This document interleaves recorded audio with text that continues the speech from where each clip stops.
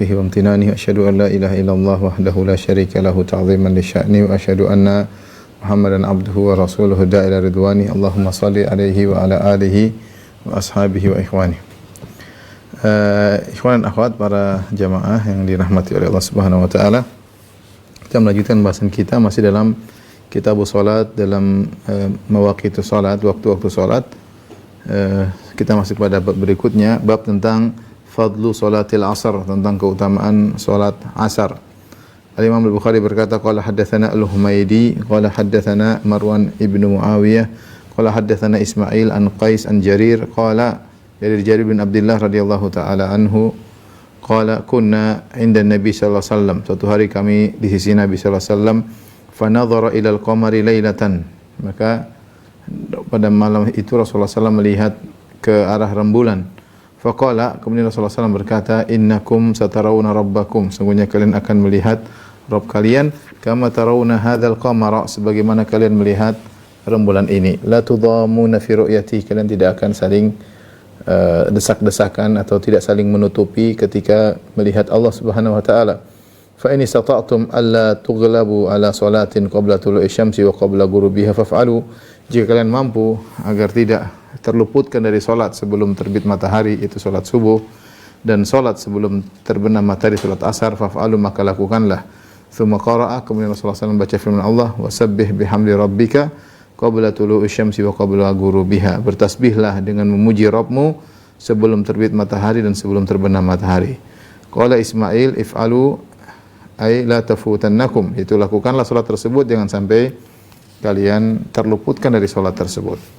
Hadis ini di antara hadis-hadis yang menunjukkan keutamaan salat asar, karena di akhir hadis kata Nabi sallallahu alaihi wasallam, fa in istata'tum, jika kalian mampu, alla tughlabu ala salatin qabla tulu'i syamsi wa qabla ghurubiha, kalian mampu untuk tidak terluputkan dari salat sebelum terbenam matahari, maksudnya salat asar, dan sebelum terbit matahari, maksudnya salat subuh, maka lakukanlah. Ini Rasulullah SAW menyebutkan dua salat secara khusus, salat subuh dan salat asar. Kemudian Rasulullah SAW membacakan firman Allah, wasabbih bihamdi rabbika qabla tulu'i syamsi wa qabla ghurubiha, bertasbihlah kepada Rabbmu sebelum terbit matahari dan sebelum terbenamnya. Maksudnya salatlah. Dan terkadang salat disebut dengan tasbih.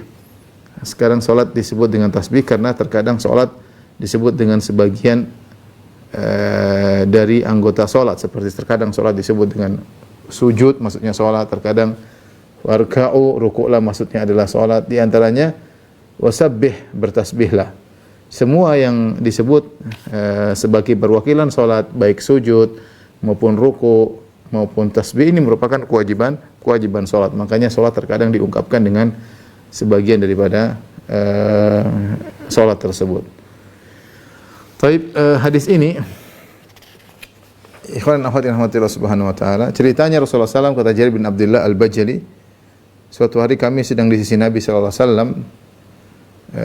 Suatu malam Rasulullah SAW melihat kepada arah rembulan. Dalam sebagian riwayat Lailatul Badri, yaitu di malam bulan purnama. Ya. Kemudian Rasulullah SAW mengatakan, innakum satarawna rabbakum, sesungguhnya kalian akan melihat Rabb kalian. Kama tarawna hadzal qamar, sebagaimana kalian melihat rembulan ini, ya. Sebagaimana kalian melihat rembulan ini, ya. Jadi yang disamakan bukanlah Allah dengan rembulan, ya. Nabi tidak mengatakan sebagaimana Allah dengan rembulan sama, tidak, tetapi maksudnya cara melihat, ya. Tasbih bukan al-mar'i bil mar'i, bukan yang dilihat dengan yang dilihat, bukan antara objek yang dilihat dengan objek yang dilihat, bukan Allah disamakan dengan rembulan, tetapi ru'ya bir ru'ya, cara melihat. Makanya Nabi mengatakan, innakum satarawna rabbakum, sungguhnya kalian akan melihat Rabb kalian, kama tarawna, sebagaimana kalian melihat. Jadi yang disamakan adalah cara melihat. Nah, kita kalau melihat rembulan ke atas, kita tidak perlu la tudamuna, kita tidak perlu berdesak-desakan, tidak ada yang menghalangi kita. Beda kalau penglihatan kita di depan. Kalau kita sedang depan, ada orang depan kita, ya tentunya kita sulit melihat, hanya lihat sebagian, kemudian tertutup sebagiannya. Mungkin kalau orang lebih tinggi depan kita nggak jadi melihat. Tetapi kalau kita melihat rembulan tidak demikian. Kalau kita melihat rembulan, maka semuanya bisa lihat. Mau jutaan orang di atas muka bumi semua bisa lihat rembulan dan tidak saling menutupi satu dengan yang lain, karena yang dilihat arahnya di atas. Ya. Ini dalil bahwasanya Allah Subhanahu wa taala nanti dilihat pada hari kiamat kelak dan melihatnya di atas, melihatnya di atas ya. Dan hadis-hadis tentang melihat Allah Subhanahu wa taala diriwayatkan lebih dari 20 sahabat yang meriwayatkan tentang bahwasanya Allah akan dilihat pada hari kiamat kelak. Makanya dikatakan la tudamuna fi ru'yatihi, kalian tidak perlu berdesak-desakan, tidak perlu saling menghalangi ketika melihat Allah Subhanahu wa taala. Dan inilah akidah Ahlussunnah wal Jamaah bahwasanya Allah akan dilihat pada hari kiamat. Dan di antara yang nikmat yang paling puncak adalah melihat wajah Allah Subhanahu wa taala.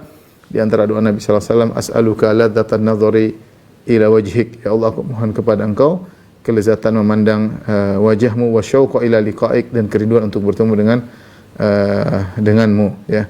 Dan dalam riwayat yang lain, innakum satarawna rabbakum iyanan atau ayanan ya. Ada iyanan, ada ayanan. Iyanan maksudnya muayanah, yaitu kalian akan melihat langsung dengan mata kalian. Innakum satarawna rabbakum iyanan, sungguhnya kalian akan melihat Rabb kalian muayanah, yaitu langsung berhadap-hadapan, langsung melihat secara langsung. Dan akidah Ahlussunnah mengatakan Allah dilihat dengan ru'yah ainiyah, dengan melihat langsung dengan mata ya. Berbeda dengan sebagian ahlul bidah, mereka mengatakan Allah tidak dilihat dengan mata, tapi maksudnya semakin yakin Allah diyakini pada hari kiamat, semakin yakin. Adapun Allah tidak bisa dilihat sebagaimana pendapat Mu'tazilah.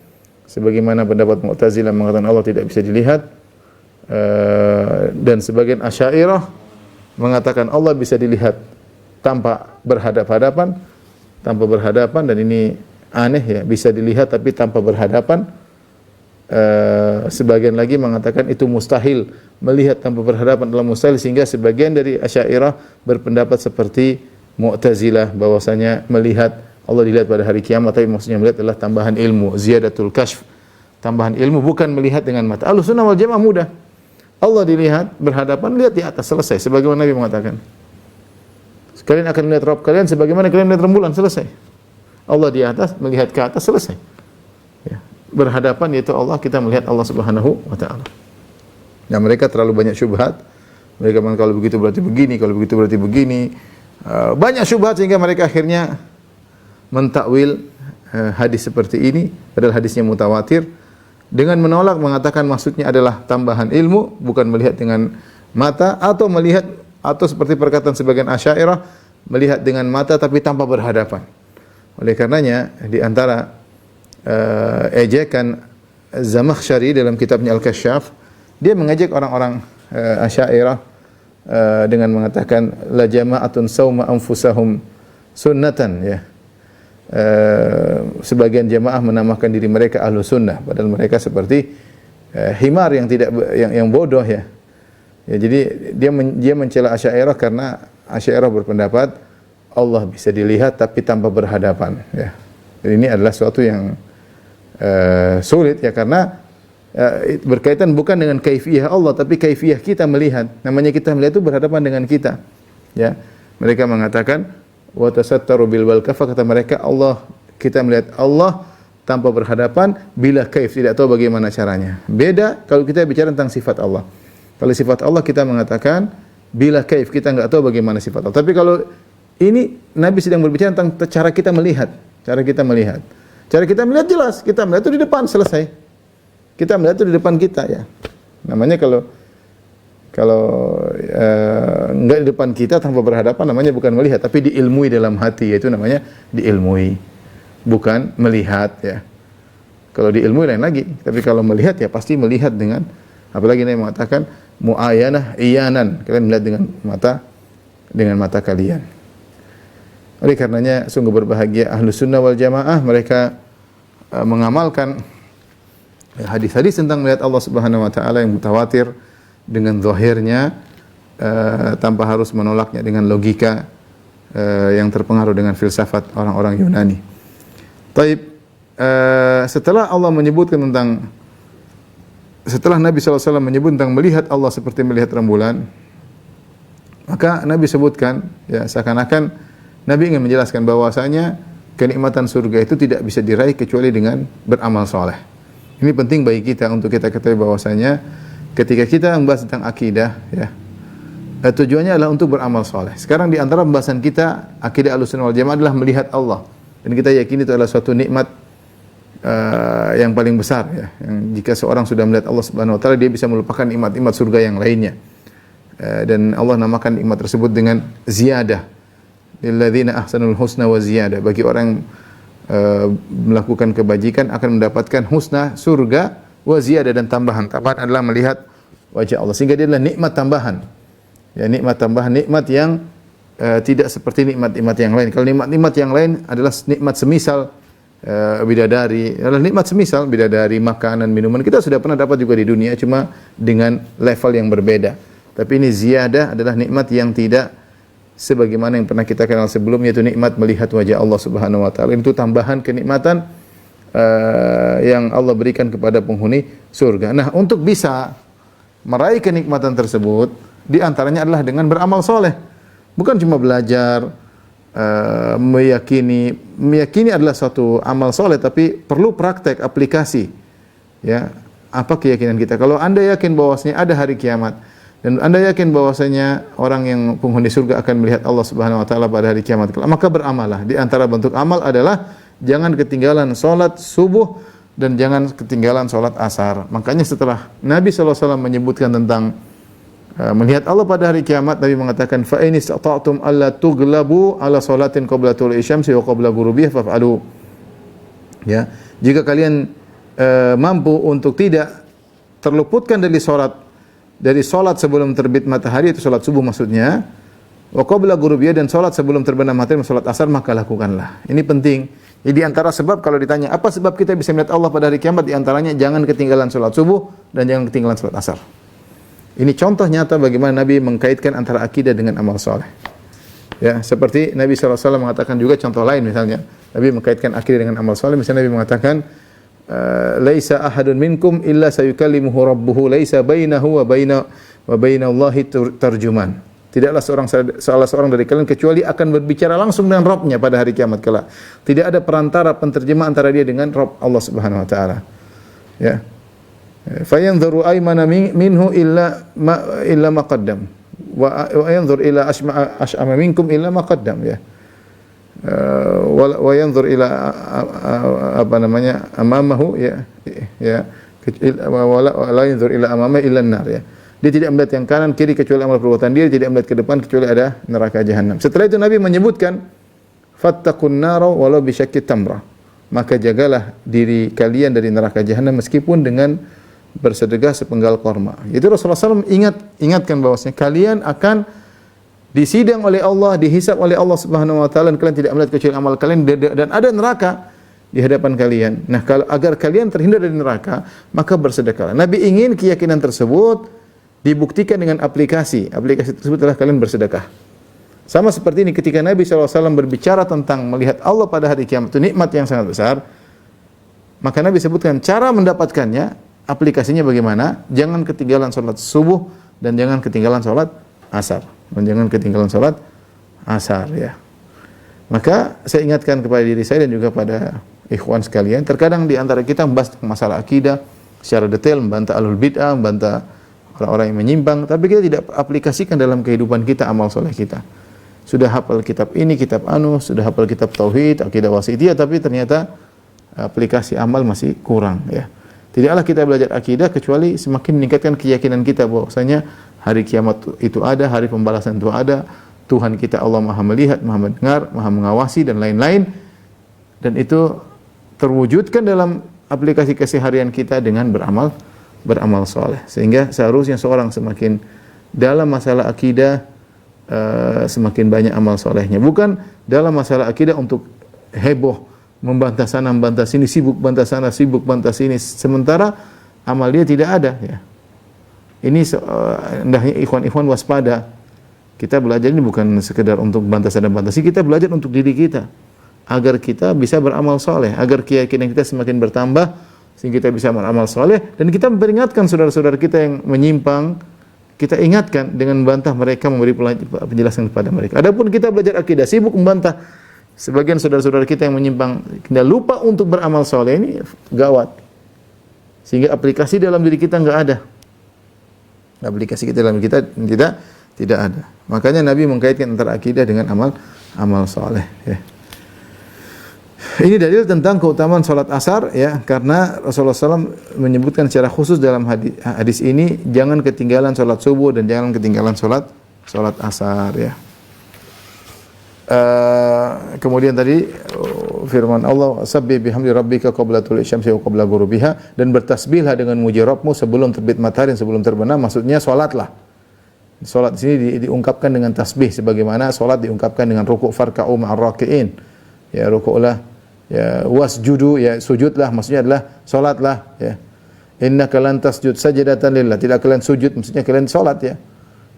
Kemudian seperti kata Nabi sallallahu alaihi wasallam, fa inni ala nafsika bi kathrati sujud, bantulah aku untuk menolong dirimu dengan banyak sujud, maksudnya banyak salat.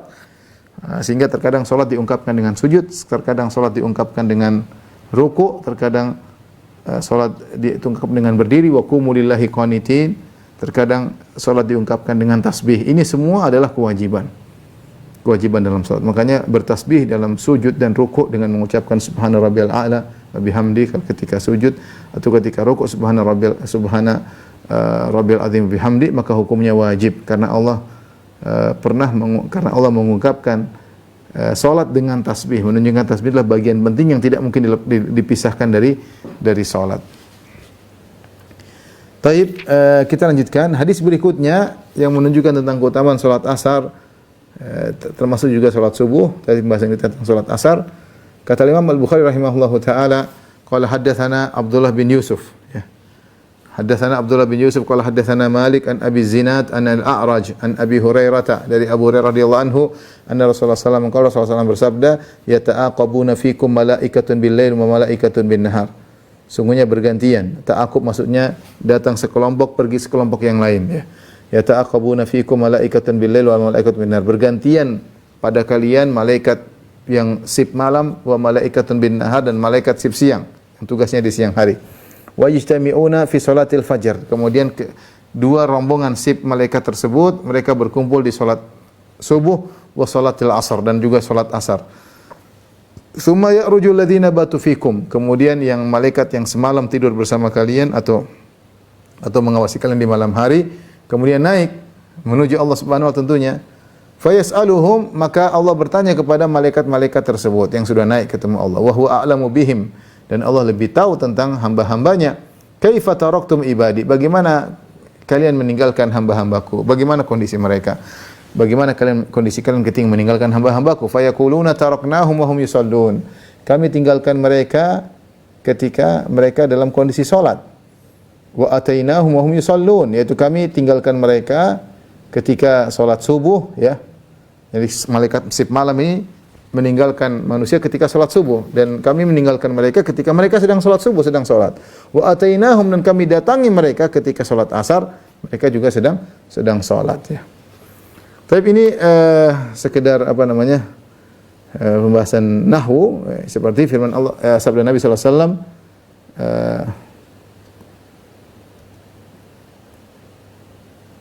yata'aqabuna fikum malaikatun bil-lail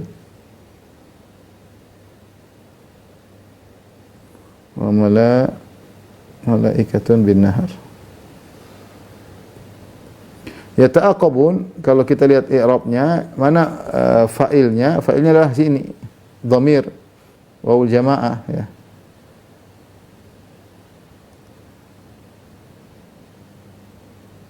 Ini fa'ilnya. Terus malaikat ini apa? Seandainya Nabi mengatakan yata'aqabu fikumul malaikah.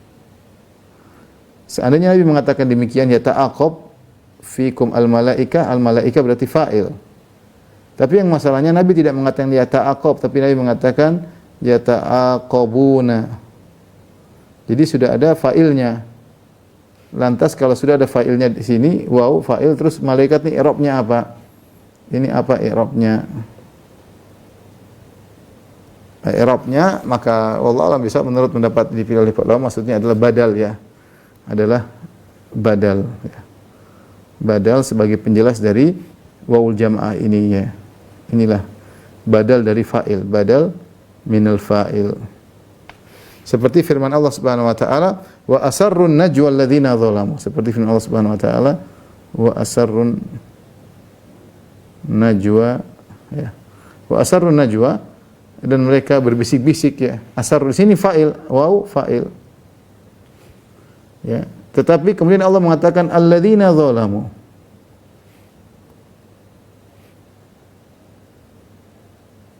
Nah, apa i'rab alladzina di sini? Mereka mengatakan badal daripada fa'il.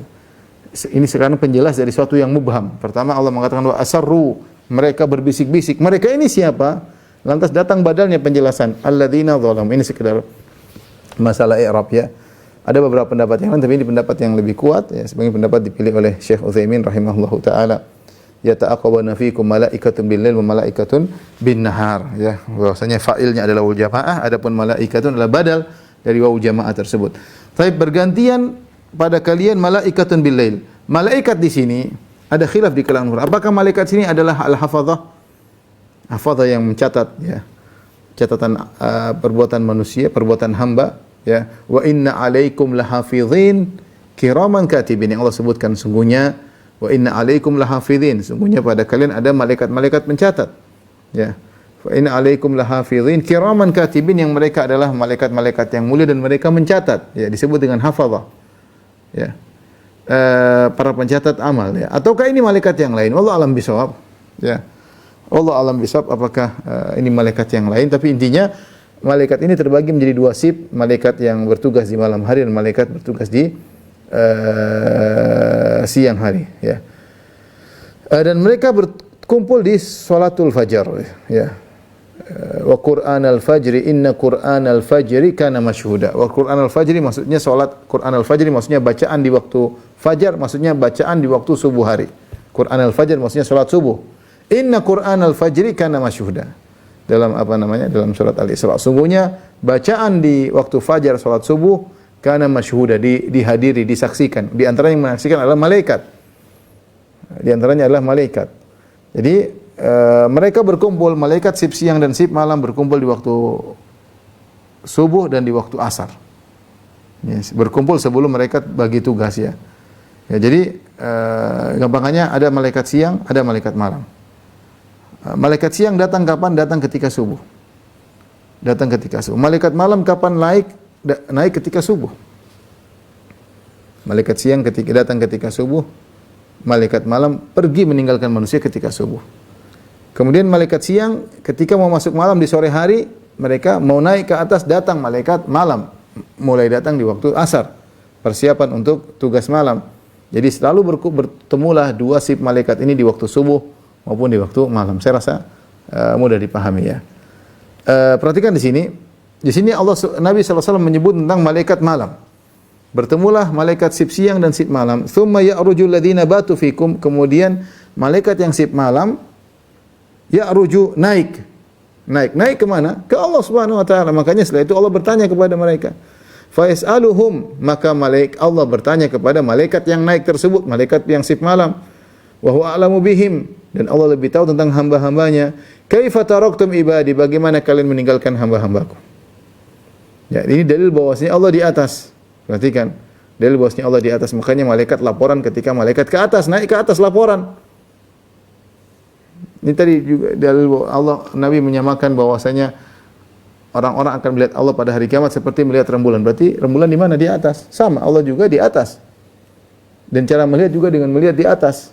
Demikian yang malaikat di sini, malaikat naik ke atas untuk laporan kepada Allah, dan Allah bertanya kepada mereka, "Kaifa taraktum ibadi?" Bagaimana kalian meninggalkan hamba-hambaku?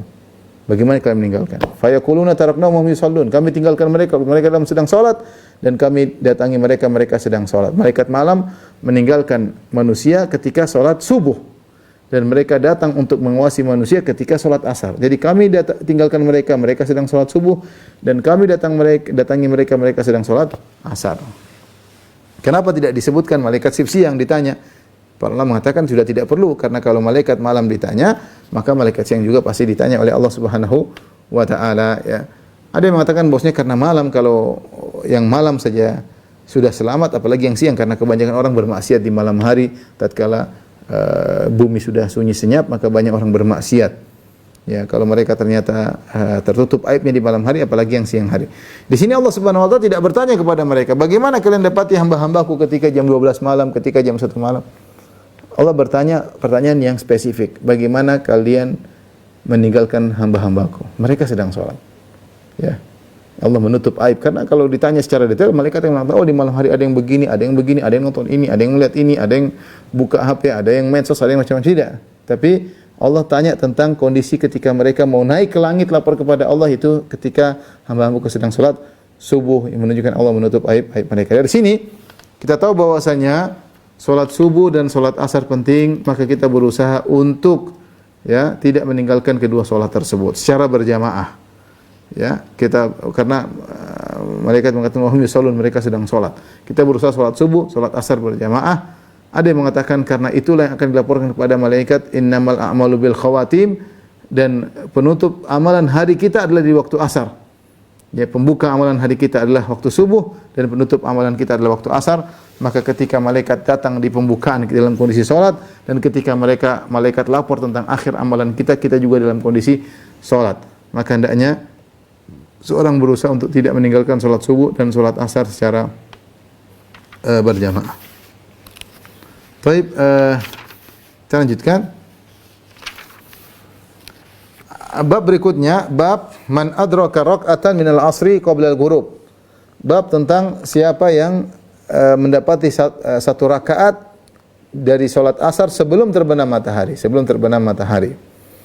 Ini menunjukkan bahwasanya waktu salat asar berlanjut, yang waktu pilihan adalah sampai bayangan benda 2 kali lipat benda, tetapi seorang masih boleh salat asar setelah itu, meskipun waktu yang makruh, tetapi kalau seorang ada halangan, dia boleh salat asar, yang penting sebelum matahari terbenam. Al-Imam Al-Bukhari berkata, qala hadatsana Abu Nuaim qala hadatsana Syaiban an Yahya an Abi Salamah an Abi Hurairah qala. Dari Abu Hurairah radhiyallahu anhu, beliau berkata, qala Rasulullah sallallahu alaihi wasallam bersabda, "Idza adraka ahadukum sajdatan min salatil asar," jika salah seorang dari kalian mendapati sujud dalam salat asar, meskipun sujud pertama, sujud setiap rakaat 2 sujud. Sujud pertama, yang penting dapat sujud. Qabla an taghruba syamsu, sebelum terbenam matahari, falyutimma salatahu, maka hendaknya disempurnakan salatnya. Wa idza adraka sajdatan min salati subhi, jika dia mendapati satu sujud salat subuh qabla an tatlu'a syams, sebelum matahari terbit, falyutimma salatahu, maka hendaknya dia sempurnakan salatnya. Ini adalah keringanan dari syariat. Barang siapa yang ada halangan sehingga dia tidak salat asar kecuali menjelang matahari terbenam, yang penting dia takbiratul ihram, Allahu Akbar, kemudian dia ruku, kemudian dia i'tidal, kemudian dia sujud pertama. Begitu dia sujud pertama, matahari tenggelam, dia dianggap dapat rakaat. Dan dia dianggap salat asar ada, bukan qadha. Qadha itu apa? Qadha adalah salat asar di luar waktu. Ada adalah salat asar pada waktunya. Nah, siapa yang sempat mendapati sujud dari rakaat pertama dia dapati sujud, meskipun sujud yang pertama sebelum terbenam matahari, berarti dia dikatakan mendapat salat asar. Demikian juga barang siapa yang sempat mendapati sujud pertama dari rakaat pertama dari salat subuh, meskipun pada rakaat kedua matahari sudah terbit, dia tetap dianggap telah mendapatkan rakaat, telah dianggap mendapatkan rakaat. Maka ini dalil bahwasanya syarat seorang dikatakan salatnya tetap pada waktunya ada, yang penting satu rakaat pertama dia kerjakan di waktu tersebut, di waktu asar, meskipun rakaat kedua, rakaat ketiga, rakaat keempat dikerjakannya di waktu maghrib, tetap dikatakan dia telah mendapati salat asar ada pada waktunya, tidak dianggap salat qadha, karena rakaat pertamanya di waktu asar.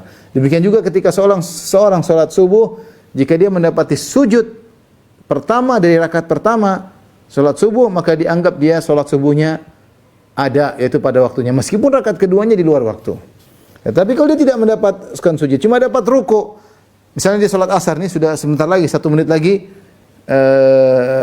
azan maghrib, dia Allahu Akbar, kemudian dia baca surat, Allahu Akbar, dia ruku, kemudian sami Allahu liman hamidah. Ketika dia mau sujud, ternyata matahari terbenam, dia enggak dapat rakaat, sehingga dia tidak dikatakan salatnya ada. Berarti dia salatnya qadha, di luar waktu. Ya, dikatakan dia mendapatkan salat ada kalau dia mendapati sujud untuk sujud pertama pada rakaat pertama. Taib ini menunjukkan kemudian dari syariat, siapa yang berhasil mendapatkan sujud dari rakaat pertama, maka meskipun rakaat berikutnya dikerjakan di luar waktu tetap dianggap dia salat salat pada waktunya. Tentunya ini bagi orang yang berhalang, tidak boleh seorang menunda-nunda salat. Tapi kalau ada berhalangan baru sadar atau kejebak macet atau baru apa kayak intinya ketiduran kemudian terjaga, intinya jika dia masih mendapatkan satu rakaat itu sujud dari rakaat pertama, maka sisanya meskipun dikerjakan di luar waktu tetap dianggap salatnya ada ya. Mungkin perlu saya jelaskan, sudah pernah kita jelaskan ya bahwasanya pada pertemuan sebelumnya ketika kita yang bahas fikih Syafi'i, bahwasanya salat ya ada dua secara umum, ada salat ada ya. Salat al-ada itu pada waktunya. Yang kedua namanya salat al-qadha. Qadha itu di luar waktu. Nah, siapa yang sholat misalnya sholat asar ya,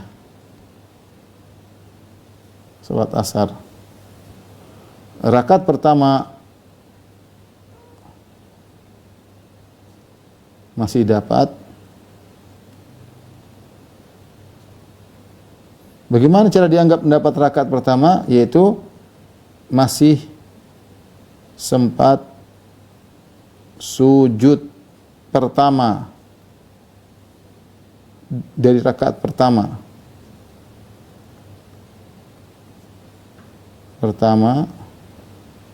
sebelum terbenam matahari. Ini maksudnya ya. Maka dianggap seluruhnya rakaat pertama, rakaat kedua, rakaat ketiga, rakaat keempat dianggap salat ada pada waktunya. Meskipun yang dalam waktu cuma rakaat pertama. Setelah terbenam matahari dia baru ngerjain rakaat kedua, rakaat ketiga, rakaat keempat. Namun karena awalnya adalah masih di waktu sholat asar, maka 2, 3, 4 dianggap masih pada waktunya. Tapi kita lanjutkan hadis berikutnya. Al-Imam Al-Bukhari berkata, qala haddatsana Abdul Aziz bin Abdullah qala haddatsani Ibrahim an Ibnu Syihab an Salim bin Abdullah an abihi annahu akhbarahu annahu sami'a Rasulullah sallallahu alaihi wasallam yaqul, bahwasanya Rasulullah sallallahu bersabda ya.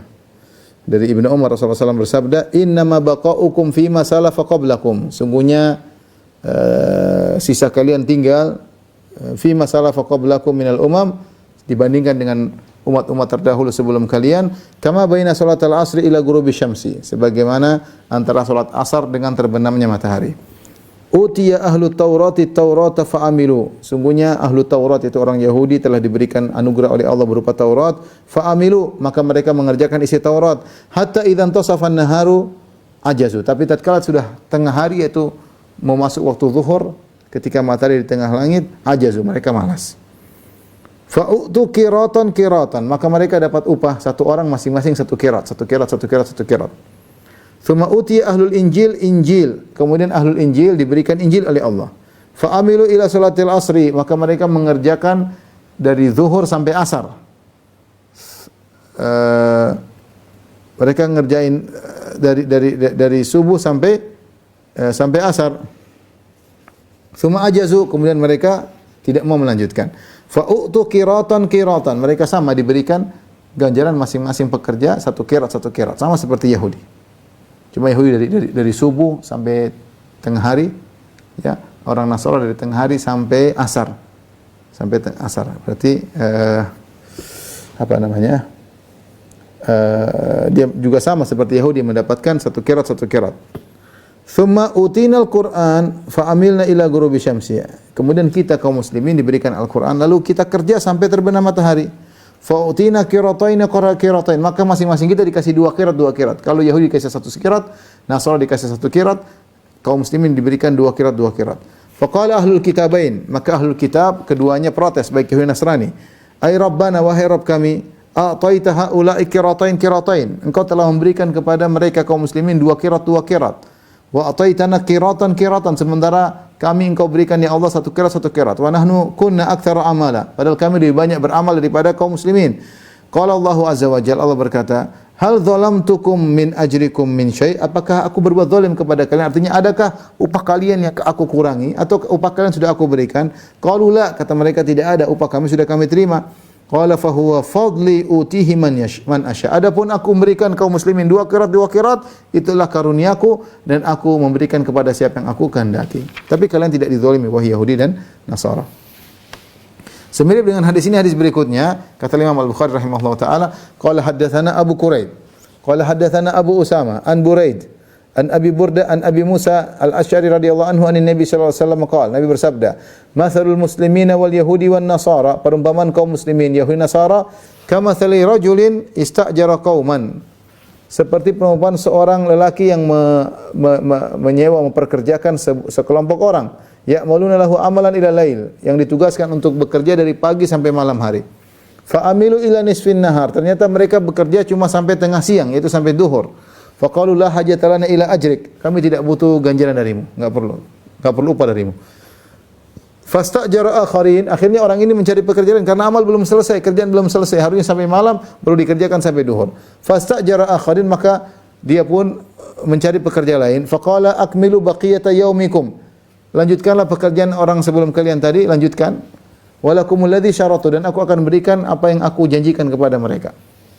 Fa amilu hatta idza kana hina salatil asri qalu laka ma amilna.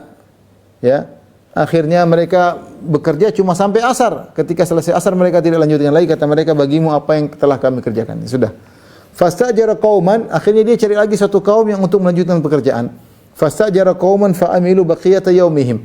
Maka datanglah sekelompok orang yang bekerja dari asar sampai maghrib. Hatta ghabati syamsu, sampai matahari terbenam.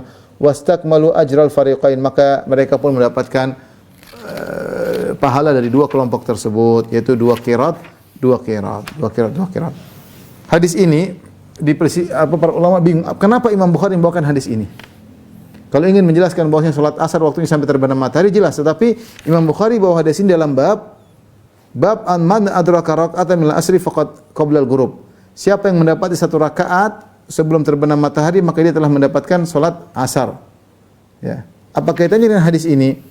Sebagian ulama seperti Muhallab mengatakan bahwasanya hadis ini maksudnya Nabi SAW, dua hadis ini Nabi menjelaskan bahwasanya kaum muslimin bekerja dari asar sampai zuhur, ya. Tapi kita jelaskan Rasulullah SAW beri perumpamaan, ya, tentang misalnya apa namanya, atau beginilah, ini dari terbit matahari kemudian tenggelam matahari.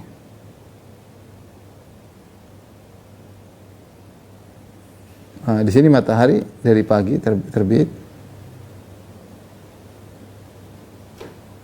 hingga di tengah langit.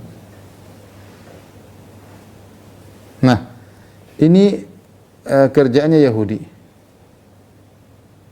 dari terbit hingga zuhur.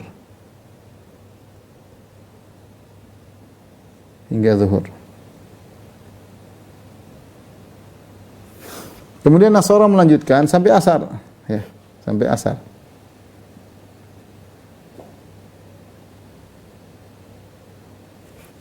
Ini Nasara.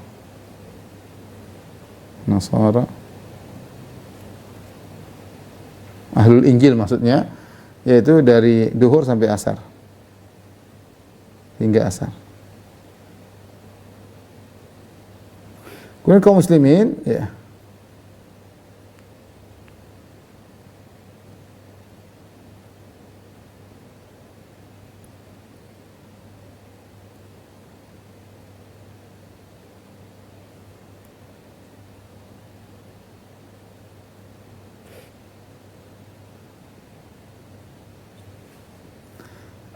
nah, orang Nasara dari sini sampai sini, ya, mereka kerjakan. Adapun kaum muslimin dari sini sampai sini, ya. Dan mereka dari asar, kaum muslimin itu dari asar sampai terbenam hingga maghrib. Yang jadi masalah di sini, perhatikan, Yahudi dapat satu qiraat. Nasara dapat satu qiraat. Kaum muslimin dapat dua qiraat. Nah, Al-Muhallab ketika menjelaskan penjelasan Imam Bukhari ini, ya,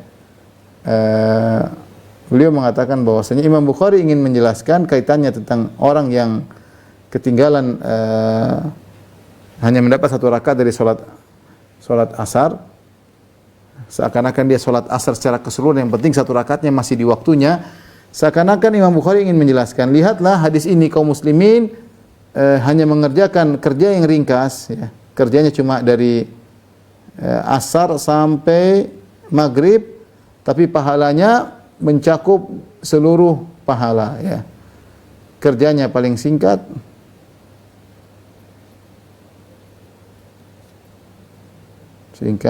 tapi pahala full. Pahala full, pahala penuh. Itu maksudnya, ya. Tentu seakan-akan Imam Bukhari mengatakan demikian juga seorang yang punya uzur, akhirnya dia sholat asar, dia bukan sengaja tapi dia ada uzur sehingga dia seperti ketiduran atau terjebak macet misalnya, atau sakit baru bisa beraktivitas misalnya, banyak, intinya uzur syar'i. Ternyata dia hanya mendapat 1 rakaat. Ternyata meskipun rakaat yang selanjutnya, rakaat kedua, rakaat ketiga, rakaat 4 di waktu maghrib, tapi dianggap dia telah melaksanakan sholat asar 4 rakaat di waktu asar. Sama seperti ini, kaum muslimin hanya bekerja dari maghrib, dari asar sampai maghrib, tapi dianggap dia mendapatkan ganjaran seluruh dari subuh sampai maghrib. Itulah sisi pendekatan yang dimaksud oleh Imam Bukhari menurut Al-Muhallab, dan ini pendekatan yang sangat jeli. Sehingga Imam Bukhari membawakan hadis ini dalam bab siapa yang melakukan 1 rakaat seperti mendapatkan seluruh rakaat di waktu sholatnya. Dan ini intinya fadlullah yu'tihi may yasha. Ini karunia Allah. Sehingga ketika Yahudi protes, "Ya Allah, kenapa engkau berikan kepada kami satu-satu?" Nasrani juga mengatakan, "Ya Allah, kenapa kau berikan kepada satu-satu? Kami lebih banyak pekerjaan. Kenapa dapat ganjaran satu-satu kirat? Kaum muslimin dapat ganjaran 2 kirat. Maka Allah bertanya, "Apakah aku zalim kepada kalian? Bukankah memang kita sesuai SOP kalian dapat 1 kirat? Apakah aku zalim?" Jawabannya tidak. Ya kalau begitu aku berikan 2 kirat kepada kaum muslimin adalah kemuliaan yang aku berikan. Fadlullahi yu'tihi may yasha. Karunia yang Allah berikan. Tidak usah cemburu karena kalian tidak dizalimi. Sama seperti seorang yang dia seharusnya dia 4 rakaat di waktu asar, tapi dia ada uzur, dia hanya 1 rakaat saja yang dapat asar, sisanya di waktu maghrib, tetap Allah anggap dia salat asar seluruhnya di waktu asar, dan dianggap ada ini di antara pendalilannya seperti ini. Tapi ini ikhwan dan akhwat yang dirahmati Allah Subhanahu wa taala juga disalahpahami oleh sebagian orang. Mereka berdengar hadis ini tentang bahwasanya umur dunia tidak sampai 1000 tahun. Umat Islam maksudnya. Kata mereka, lihatlah bagaimana gampangannya begini. Ini sebagian ulama salah dalam hal ini, seperti At-Tabari dalam tarikhnya, kemudian diikuti juga oleh, kalau tidak salah, Suhaili, diikuti juga As-Suyuti. Mereka berbicara tentang umur dunia. Di antaranya kalau kita bicara 12 jam ya, siang hari ya, 12 jam ya, kita bagi 4 misalnya ya. Ya, maka Yahudi bekerja dari terbit ya sampai setengah. Jadi dia mengerjakan setengah. Ini semua areal Yahudi. 6 jam. Gampangannya ya. Kemudian Nasara ini duhur. Ini pagi misalnya. Ini asar. Ya, kemudian tutup dengan maghrib. Ya, ini siang. Ini duhur sampai asar Nasara ya. 6 jam ini Yahudi. Duhur sampai asar di Nasara. Kaum muslimin ini kaum muslimin.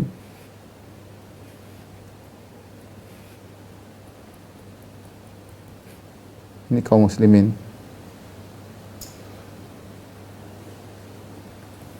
Kaum muslimin. Sehingga mereka mengatakan umur dunia tinggal sedikit, karena umur dunia seperti antara asar sampai maghrib. Inilah sisa umur kaum muslimin. Sisa umur kaum muslimin. Kaum muslimin dibandingkan dengan umur umat-umat terdahulu. Tapi ini dibantah oleh Ibnu Hajar rahimahullahu taala, bahwasanya logikanya bukan demikian. Ketika Nabi memberi perumpamaan kaum Yahudi dari pagi sampai dari terbit matahari sampai zuhur, ya itu hanya pendekatan saja, bukan berarti waktu kemudian dibagi menjadi 4, kita berada di seperempat yang terakhir misalnya, atau sepertujuh yang terakhir, atau seperapa. Tidak maksudnya demikian ya. Tidak maksudnya demikian ya. Ya. Apalagi kalau kita mengatakan masuknya 1 hari semalam ya. Sehari semalam, kalau siang kita bagi 4, malam kita bagi 4, berarti malam itu adalah 4 bagian. Kemudian di siang hari tinggal berapa bagian, sehingga umur umat Islam tinggal sedikit. Namun bukan begitu maksud Nabi sallallahu alaihi wasallam, karena ini hanyalah pendekatan. Di antara hal yang menunjukkan bahwasanya bukan berkaitan dengan masalah waktu, ya. Kalau kita bandingkan antara misalnya Nasara, antara zuhur sampai asar, dibandingkan dengan dari pagi sampai zuhur, taruhlah hanya setengah ya, setengah. Padahal kita tahu umur Nasara, kaum Nasara sejak diberikan Injil ya sampai diutusnya Nabi Muhammad SAW sekitar 600 tahun, 650-an tahun. Umur umat Nasara itu 650 tahun. Padahal kalau kita lihat umur umat Yahudi, ya mungkin lebih daripada itu ya. Lebih daripada itu, atau mungkin bisa jadi lebih dari 2 kali lipat daripada 650 ya. Ya, sementara Nasara 650 tahun, kalau kita tulis di sini misalnya. Nasara 650 tahun. Sementara kita umat Islam sekarang sudah berapa? Sudah 1400 ya, lebih ya. 440 berapa? 443 kali ya. Ya. Tahun. Sudah bahkan lebih daripada ini hijrah, tambah lagi kalau tambah 13 tahun ya sekitar 1500 tahun ya, kurang lebih 1500 tahun atau 1450 lah, tambah 13 tahun lagi ya berarti 1456 ya. Ya sekitar 1600-an tahun lah. 1500 tahun. Ya. Nah, padahal antara asar sampai maghrib itu lebih sedikit, asar sampai maghrib lebih sedikit daripada antara zuhur sampai asar. Sementara kalau Nasara zuhur sampai asar 650 tahun, seharusnya umur umat Islam dari asar sampai maghrib lebih sedikit, mungkin 500 tahun, mungkin 400 tahun, tapi kenyataannya umur umat Islam lebih daripada itu hingga sekarang. Sehingga ini hanyalah pendekatan, bukan Rasulullah sedang berbicara tentang umur dunia. Ya, karena kalau kita bicara umur dunia, harusnya umur umat Islam lebih sedikit daripada umur Nasara, sementara umur Nasara dari zaman Nabi Isa sampai Nabi Muhammad sekitar 650 tahun. Jadi sebagian orang berdalil dengan hadis ini untuk menentukan umur dunia hanyalah tidak sampai 1000 tahun, dan sehingga mereka kemudian mereka-reka umur tinggal sekian-sekian, semua tidak benar. Adapun hadis-hadis yang menyebut tentang umur dunia seluruhnya hadis-hadis yang dhaif. Ini ikhwan dan akhwat yang rahmati Allah Subhanahu wa taala, yang saya sampaikan pada kesempatan kali ini, bahwasanya seorang berusaha untuk tidak meninggalkan salat asar dan salat subuh karena pahalanya besar. Kalaupun dia terlambat bangun, jangan dia tunda, segera dia salat. Kalau dia punya uzur, yang penting dapat 1 rakaat sebelum terbenam matahari, maka dia telah mendapatkan salat asar secara ada, bukan secara qadha. Wallahu a'lam bishawab. Kalau ada yang bertanya, saya persilahkan. Ustaz, jazakallahu khairan atas penjelasannya. Pertanyaan pertama, Assalamualaikum Ustaz. Waalaikumsalam. Bertanya, apakah waktu-waktu yang dilarang untuk sholat itu tidak boleh melaksanakan sholat sunnah atau sholat wajib Ustaz? Atau adakah sholat sunnah yang dibolehkan dikerjakan pada saat waktu dilarangnya sholat Ustaz? Jazakallahu khairan. Waktu-waktu terlarang, yang dilarang adalah sholat-sholat mutlak. Adapun sholat yang ada sebabnya boleh dikerjakan meski waktu terlarang. Di antaranya sholat misalnya tahiyatul masjid, sholat sunnah wudu misalnya, ini sholat gerhana ya. Ini boleh dikerjakan meski waktu terlarang. Misalnya gerhana ternyata terjadi setelah asar. Nah, apa sholat gerhana meskipun setelah asar? Meskipun terlarang. Kenapa? Karena ada sebabnya. Demikian juga sholat qadha. Kalau seorang mengqadha sholat meskipun waktu terlarang tidak jadi masalah. Ya, tidak jadi masalah. Dia misalnya lupa sholat duhur, dia baru ingat menjelang maghrib. Itu terlarang. Sholat aja sholat duhur, tidak ada masalah karena dia lupa. Itu sholat qadha. Demikian juga sholat qadha, sholat rawatib. Rasulullah SAW pernah mengqadha sholat ba'diyah zuhur, beliau kerjakan setelah sholat asar. Jadi beliau mengerjakan ba'diyah zuhur setelah sholat asar. Kenapa? Karena ada tamu yang datang sehingga Rasulullah SAW tidak sempat untuk sholat ba'diyah zuhur. Rasulullah kerjakan setelah sholat asar. Ini tidak jadi masalah. Demikian juga Rasulullah SAW melihat seorang mengqadha qabliyah subuh setelah sholat subuh, padahal waktu terlarang. Sehingga Rasulullah bertanya, apa 2 rakaat ini? Kata dia, inilah salat qobliyah subuh yang belum aku kerjakan. Rasulullah SAW tidak melarang. Berarti boleh salat qadha dikerjakan meskipun waktu terlarang. Wallahu a'lam bishawab. Pertanyaan selanjutnya, izin bertanya Ustaz, apakah benar antara zuhur dan asar di hari Rabu itu waktu mustajab dalam berdoa? Dan benarkah tidur setelah mengerjakan salat asar hukumnya haram, Ustaz? Wallahu a'lam bishawab. Wallahu a'lam, saya tidak tahu. Pertanyaan selanjutnya, izin bertanya, penjelasan sholat jamak zuhur dan asar, rokaatnya 2 dan 2 atau 4 dan 4. Tergantung. Apakah boleh sering menjamak sholat tanpa uzur syar'i, Ustaz? Tergantung kita menjamak karena sedang safar atau tidak. Kalau sedang safar boleh menjamak 2 rakaat.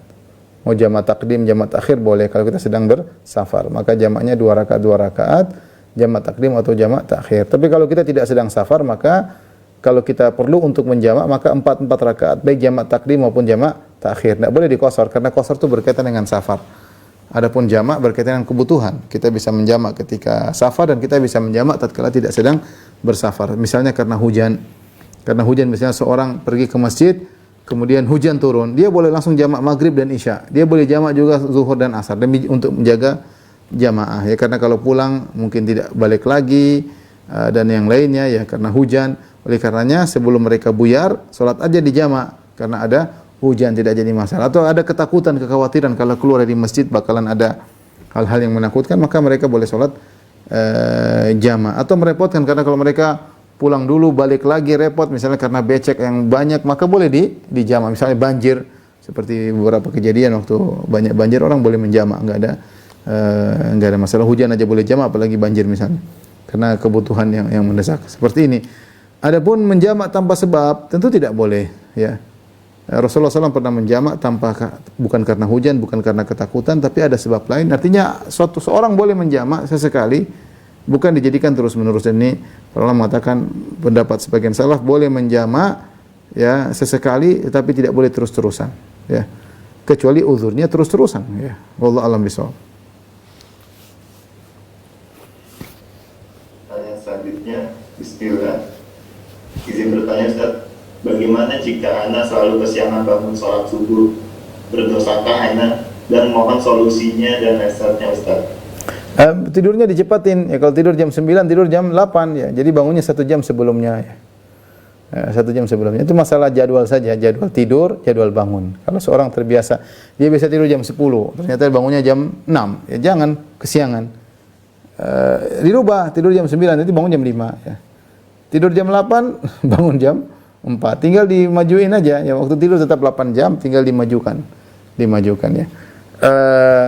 Kalau enggak, misalnya dia harus tidur jam 10 karena ada tugas, ya dia tinggal pasang waker yang alarm yang banyak, ya, sehingga dia bangun, ya. Atau dia minta tolong seorang untuk bangunkan, telepon sampai dia bangun. Dia harus berjuang karena itu masalah kebiasaan.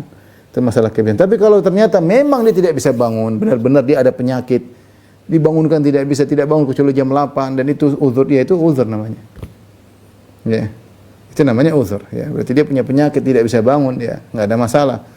Tapi kalau itu karena malas, karena kebiasaan, harusnya kebiasaan bisa dirubah. Ya, berdoa kepada Allah Subhanahu wa taala agar jangan terluputkan salat subuh maupun salat asar secara berjamaah agar bisa mendapatkan kenikmatan surga. Tapi demikian saja ikhwan dan akhwat yang rahmati Allah Subhanahu wa taala, kajian yang saya sampaikan, kurang bisa mohon maaf. Wabillahi taufiq wal hidayah. Assalamualaikum warahmatullahi wabarakatuh. Waalaikumsalam warahmatullahi wabarakatuh. Jazakallahu khairan.